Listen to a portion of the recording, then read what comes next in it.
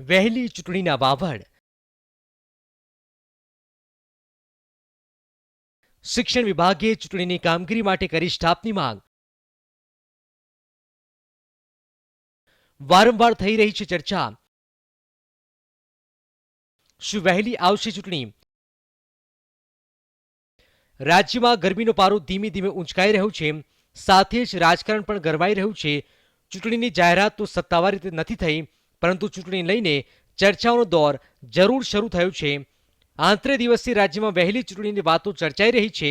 આમ તો સીએમ વિજય રૂપાણી વહેલી ચૂંટણીની વાતને અફવામાં ખપાવી ચૂક્યા છે, પરંતુ શિક્ષણ વિભાગના એક પત્રથી ફરી આ મામલે ચર્ચા શરૂ થઈ છે.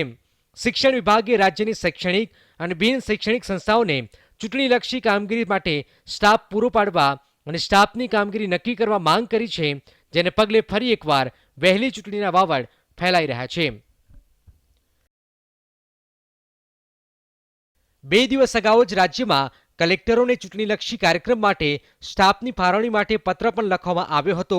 આજે શિક્ષણ વિભાગે લખેલો પત્ર અને 2 દિવસ પહેલા કલેક્ટરોને લખાયેલા પત્રને પગલે ચૂંટણીની તૈયારીઓ થઈ રહી હોવાની વાતને પણ વેગ મળ્યો છે. આમ ભલે વહેલી ચૂંટણીની વાતને રદિયો અપાતો હોય, પરંતુ ભૂતકાળમાં ભાજપ અને કોંગ્રેસ બંને પક્ષના નેતાઓ ચૂંટણી માટે તૈયાર હોવાનું નિવેદન પણ આપી ચૂક્યા છે.